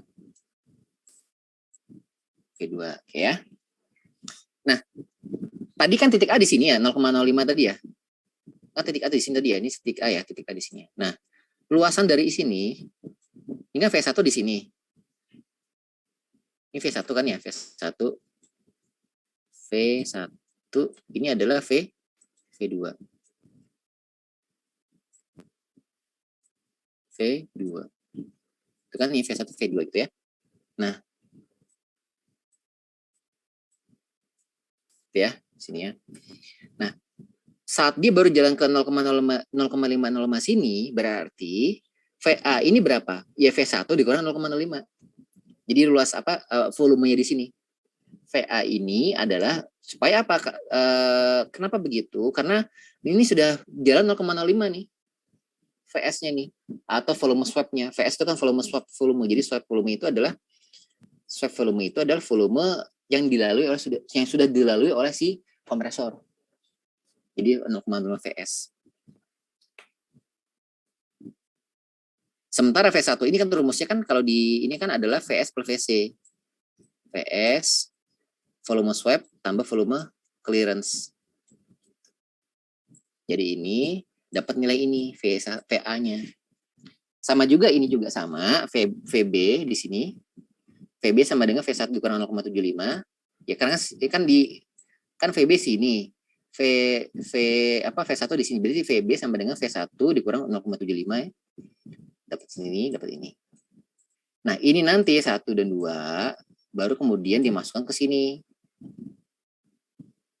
Sini. Ini kan kita punya persamaan ini. PA 1,3, PB 1,3 ya. Nanti dibuat seperti ini. Ini kan perbandingan biasa ya, perbandingan biasa gitu ya. Sampai dengan ini. Pokoknya ikutin ini aja.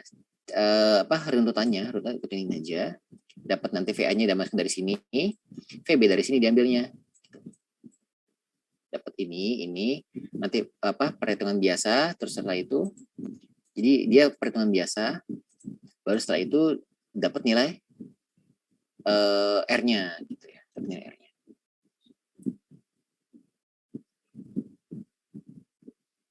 Seperti itu ya. Jadi nanti diselesaikan secara ini aja secara aljabar aja, secara aljabar diselesaikan, nanti dapatnya ini. Ya.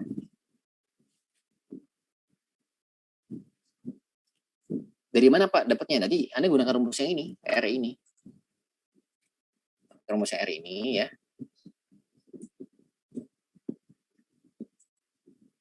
R sama dengan VC per VC sama dengan VC plus VS per VC sama dengan 1 plus VC plus VS per VC gitu ya. Nanti Anda masukkan rumus yang ini ya ke persamaan yang ini.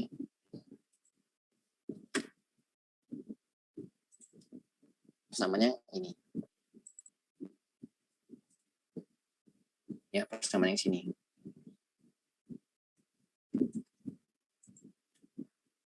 Sini nih. Nah, sini nih. Nah, sini ya. Ya. Oke. Kemudian itu saja. Saya hapus dulu ya. Nanti tinggal selanjutnya tinggal pakai rumus biasa, dapat ntar efisiensinya, dapat relatif efisiensi. Ini kalau ini rumus sudah baku ya, Anda tinggal ikut aja rumus-rumus yang ini ya. Rumus-rumus kayak standar efisiensi, relatif efisiensi itu rumus baku. Tapi proses pengerjaan sama kayak gitu. Ya. Nah, ini ada satu soal yang sulit memang. Nggak sulit juga sih, cuma memang agak sedikit panjang pengerjaannya. Tapi bisa, saya yakin bisa ya. Kalau ada yang step-stepnya pasti bisa ya. Oke. Nah, ini diesel, soal diesel. Nah, kalau soal diesel, ada juga kemungkinan soal diesel, karena nanti ada dipecah kan. Nanti ada kelas yang dapat soal siklus Otto, ada kelas yang dapat siklus diesel gitu ya. Nah, ini siklus diesel, kalau ini termasuk soal standar ya. Enggak, jadi misalkan di sini soal standar aja. Diketahui ini siklus air standar diesel, kompresor 16, silinder bornya 20 dan struknya 300 mm ya. Kompresnya mulai pada 1 bar, artinya V1 1 bar ya, V1 1 bar dan pada 20 derajat Celcius. Cut off takes place-nya 8% dari stroke ya, dari stroke. Artinya 0,8% di sini ya, di mana V3 min V2 0,8% dari stroke-nya. Di sini ya. V2 min V3, V3 min V2 ya, V3 min V2-nya dari stroke. Kemudian tentukanlah pressure, volume pada seluruh komputer yang ada pada grafik ini. Cut off ratio, work dan pressure cycle, air standard efficiency dan mean effective pressure. Oke. Nah, untuk jawab bersama pertanyaan ini, jadi ini nggak ada tidak ada, kecuali tadi ya mungkin yang bagi kita Mas Bro, cut off takes place ya, 8% dari stroke, yaitu maksudnya V2 min V3 0,8 VS gitu ya. Tapi selebihnya sama semua yang dengan yang sebelumnya. Coba kita lihat. Sama semua. Jadi kalau Anda perhatikan rumus-rumus yang di sini, gitu ya. Kayak VS ya sama dengan ini ada semua di buku ya. VS sama dengan P4 dikali L gitu ya. Swap volume. Swap volume itu apa Pak? Swap volume itu adalah volume yang dilalui oleh si piston tadi. Ini kan ada piston nih. Ini misalnya ruang piston nih. Pistonnya. Sebentar pakai ini aja. Pakai ini aja deh. Ini ada piston ya. Merah gini ya. Merah gini kan. Nah, kemudian di sini misalnya ada piston. Ada piston, misalnya ada piston di sini. Ya, kok gini. Sebentar, ada piston di sini misalkan. Nah, ini piston misalkan, ini piston ya. Piston misalkan. Bisa piston. Kita anggap piston gini lah ya. Nah, si volume itu, swap volume ini adalah volume yang di swap, maksudnya gimana bahasanya? Volume yang dilalui oleh si piston ini. Jadi kalau apa namanya tuh, kalau misalkan dia gerak ke sini, gerak dari sini ke sini, misalnya di sini, seret gitu ya, dari sini ke sini. Berarti jaraknya ini, yang sini, yang sini, pakai warna beda ya. Dari sini sampai sini itu adalah swap volume. Swap volume. Jadi volume yang diswapkan, volume yang dilalui oleh si pistonnya tadi. VS ya, definisi VS. Nanti ini ada di depan kalau nggak salah penjelasannya VS ini. Nah, kemudian conversion ratio biasa rumusnya ini. Cuma memang agak beda sedikit ya, tapi Anda nggak usah bingung kalau beda ini, tapi sama aja maksudnya. Sama aja bedanya. Kalau yang tadi yang di rumus buku ada rumus kompresi kan ada 3 ya. Rumus kompresi pertama adalah VBDC per TDC. Rumus kompresi kedua V1 per VC. Rumus ketiga adalah VS plus VC per VC. VS ini adalah self volume, VC adalah volume clearance. Jadi nanti kalau di soal ada kata-kata volume clearance, maksudnya yang ini di sini. Volume clearance. Terus volume clearance itu yang mana, Pak? Nah, volume clearance itu yang sisanya ini. Volume clearance itu yang sisanya ini. Ini volume clearance nih. Nah, beda dikit ya.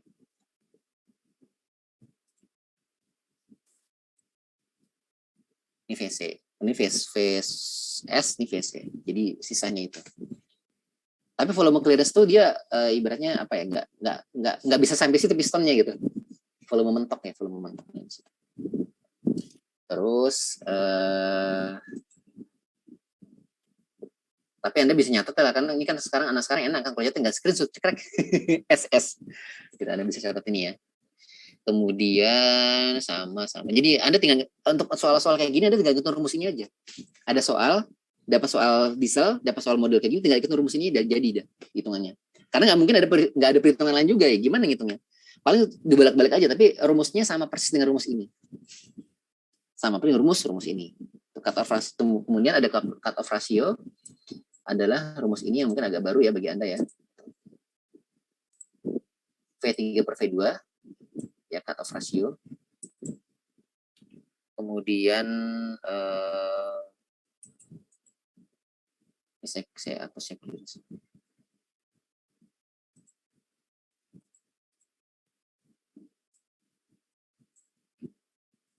kan. Kemudian ini apa nih? Ini V3 V2 0, tadi kan cut off rasionya adalah 0,8% atau 0,08 dari EVS ya. Self volume, kemudian dapat nilai ini masukin ke sini ya. Tahu nggak dapat dari sini dari mana? Dari sini ya, di disamakan. Jadi inter V3 sama dengan 0,08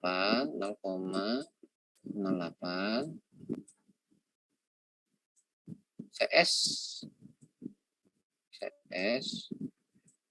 ditambahkan V2 yang pindah tambah V2. Nanti jadi kayak gini. Jadi di V3-nya itu di manipulasi jadi seperti ini. Jadi diganti dengan kata-kata VS tadi.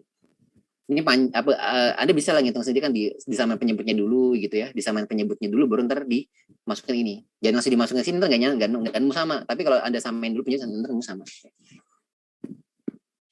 Terus sama. Ini rumus-rumus ini standar ya.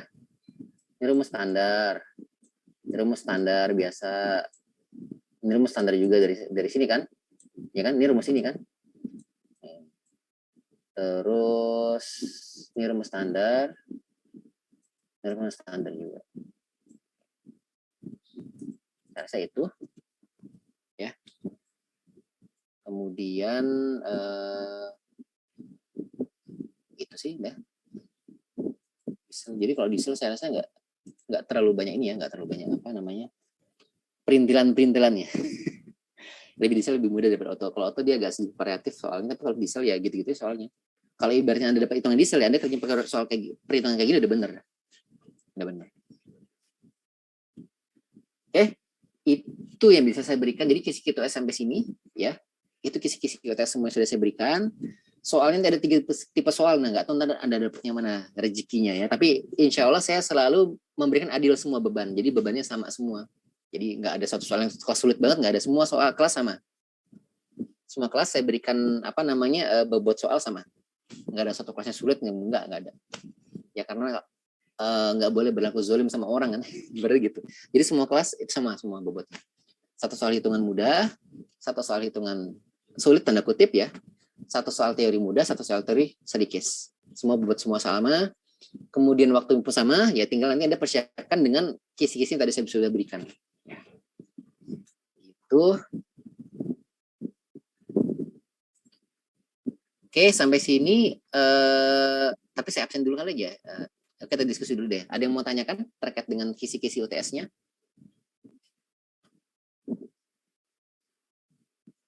Nanti kalau masih ada yang belum paham, setelah ini selesai, ya tanya saya aja. Ya, walaupun saya besok ke Depok, tapi saya bisa Jangan bahasa kalau lagi nggak ngobrol sama orang ya, kalau lagi ngobrol sama orang ya enggak.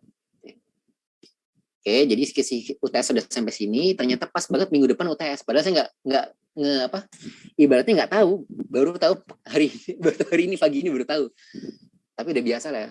Nggak kaget lagi. Kalau dulu pas udah 1 tahun nggak jadi Unsika udah nggak kaget ya. Biasanya dulu kaget, kok dadakan. Tapi udah biasa. Nanti pasti udah biasa juga kan, udah 8 semester di Unsika. Nah jadi tapi udah saya prediksi juga sih bakal cepat. Nah ternyata udah selesai. Jadi materi sampai sini saja cukup ya. Nanti sisa pertemuan yang masih ada utang, saya kan utang harus dibayar kan. Nanti ditagih sama di the next live-nya, saya nggak mau kan. Tapi saya tetap saya bayar pertemuannya, cuma bukan pertemuan, mungkin saya ganti pakai pertemuan ini ya, pakai tugas atau kuis atau nanti selalu. Tapi terlalu tes nanti Anda pokoknya minggu pekan ini fokus ke UTS saja ya, fokus ke UTS. Terus jangan lupa juga begini, untuk tugas saya kasih dispensasi dikumpulkan setelah UTS saja karena dadakan nih. Jadi tugas ya nanti saya kasih tahu ke kelas semuanya ya. Kan awal saya bilang tugas tanggal 15 ngumpulin, ternyata 16 UTS. Dikumpul tanggal 23 aja. Jadi Anda pokoknya pekan ini ya, fokus kerjakan UTS, fokus belajar UTS supaya nilai baik, nanti baru minggu depan baru tanggal 23 baru dikumpul ya. Jadi ntar saya kasih dispensasi seluruh kelas yang saya ajar. Karena ternyata dadakan juga 14 Maret baru ini. Baru tahu saya juga. Saya baru tahu juga pagi ini, makanya agak kaget tapi tidak terlalu kaget ya. Jadi yang awalnya pekan depan dikumpulkan sebelum UTS, nah sekarang udah seminggu sebelum UTS ternyata jadinya kan. Yaudah, saya kumpulkan setelah UTS saja tanggal 23 ya tugasnya. Oke, nanti baru itu setelah itu saya masih hutang ada 2 pertemuan ya. Jadi nanti utang 2 pertemuannya lagi saya berganti dalam bentuk pengudegasan atau kuis ya. Nanti tapi setelah UTS, pokoknya pekan ini Anda belajar UTS aja dulu ya. Oke, itu yang bisa saya berikan. Ada yang mau disampaikan dulu? Sebelum saya absen dulu ya. Ini kan ada dulu kelas sekarang. Oke, jadi untuk yang kelas Kamis terpaksa saya gabung ke sini karena tiba-tiba sama habis rapat Profesor Idrus minta, udah besok ketemuan deh di Depok. Waduh, gimana? Udah kita ketemu sana terpaksa. Ini nggak ada planning. Saya biasanya kalau ngajar itu nggak pernah yang namanya membuat menabrak jadwal pengajar. Ini saya karena diminta aja, disuruh ketemu langsung. Jadi ya mau nggak mau saya ke sana karena memang sudah mau kolaborasi riset kan sama beliau. Oke, jadi saya gabung. Tapi kalau nanti misalnya dari kelas yang hari Kamis masih ada yang belum bisa, saya masih kasih hari kerja Jumat ya. Hari Jumat nanti ya ntar jamnya disepakat aja apa pagi sama sore. Tapi jangan siang karena siang saya mau Jumatan. Jadi biar ada persiapan. Jadi pagi banget 7:30 atau sore setelahnya. Gitu ya. Oke, ini hari Rabu dulu ya, yang kelas A dulu ya. Tanggal 9.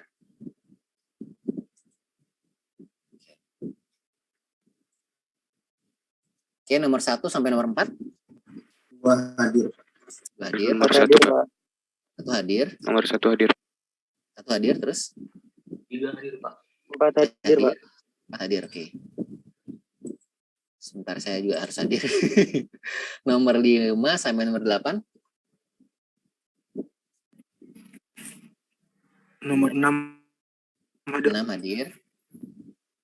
Nomor 7 hadir, Pak. Hadir. Jagat Baransyah sama Haikal Abdul Razik ada? Nomor 5 hadir, Pak. Nomor 8 hadir, Pak. Ada 8. Oke. Nomor 9, Hafiz Farhan ada? 9 hadir, Pak. Jadi ya. Farhan udah ya, Farhan? Hadir, Pak. Ya, Farhan sudah. Terus nomor 11 sampai nomor 14? 11 saya hadir, Pak. Hadir. Ahmad Ari hadir. Terus 13 hadir. 12 hadir. 12 hadir, Pak. 12 hadir. 14, Pak. 14. Oke, nomor 15 sampai nomor 18. 15 hadir, Pak. 17 hadir, Pak. 17 hadir. 16 hadir, Pak. 16 hadir. 18 hadir, Pak. 18 hadir. Oke, next itu 19 sampai 22. 20 hadir, Pak. 20 hadir. Torik, Ervian, Syahdila, sama Galih. 19 hadir, Pak. 19 hadir. Syahdila, Galih ada orangnya? Syahdila sama Galih nggak ada ya? Oke, saya lewatkan. Kemudian 23 sampai 26. 25 hadir, Pak. 25 hadir. 24 hadir, Pak. 4 hadir. 26 hadir, Pak. 26 hadir. Dimas Bimantoro ada? 23 hadir, Pak. 3 hadir. Kemudian 27 sampai 30. 27 hadir, Pak. 7 hadir. 28 hadir, Pak. 8 hadir. 29 hadir, Pak. Ya, kayaknya kelas ini kelas berapa? Kelas B ya. Kelas B ada yang belum kelas A sudah masih ada yang belum di absen? Kelas A, Pak, kelas A dulu ya. Nah, Absen siapa namanya? 30, Pak. Absen 30. Hadir, Pak. Kan udah. Udah ya, absen, Pak ya? kan? Nah, sudah Iya. sudah absen. Makanya nggak saya panggil, udah absen soalnya ya. Makasih ya, Pak ya. Nah. Oke, sekarang yang kelas B yang sudah hadir sekarang saya absen juga ya.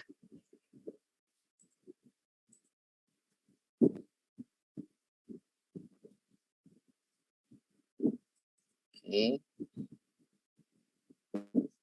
Nomor 1 sampai nomor 4, Rivaldi, Nandang, Rifki, Fikri. Nomor 1 hadir, Pak. Hadir. Nandang, Rifki, Fikri, nggak ada. Oke. Sorry, saya hadir juga. Kemudian Wildan sama Lutfi. Wildan ada, Wildan? Wildan nggak ada, oke. Lutfi sudah ya, Lutfi ya, sudah hadir ya. Oke. Ya, Pradityo, Erik, Hasbi, sama Marcel. Nggak ada, oke, nggak ada. Sahrul, Richard, Sacarya, Nur Yasin. Richard ada, Pak. Apa? 12 hadir, Pak. 12 hadir, oke. 14 hadir, Pak. 14. Sacarya sama Sahrul nggak ada ya berarti ya? Mungkin dia hari Jumatnya kali ya. Kemudian 15 sampai 18, Zaki, Haura, Arzakul, Reza. 15 hadir, Pak. 15 hadir. Terus tadi siapa lagi? 17, Pak. 17. 18 hadir, Pak. 15 hadir. Berarti Haura nggak ada ya? Mungkin dia Jumatnya kali ya. Kemudian 19 sampai 22, Hildan, Rudi, Fahru, sama Wahid. 19 hadir, Pak. 19 hadir.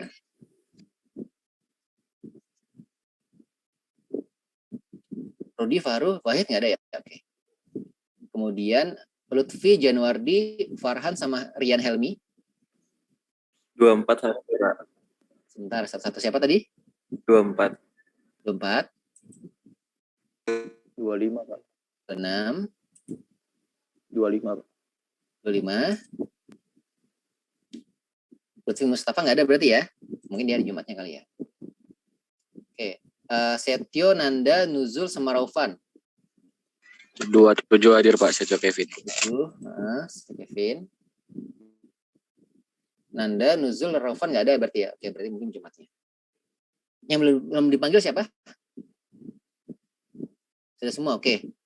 Oke, kalau gitu ini sebenarnya besok tapi nggak apa-apa yang sudah ada sekarang saya absen saja. Oke, baik, itu aja dari saya pada pekan ini. Persiapan ujian sudah saya berikan tadi.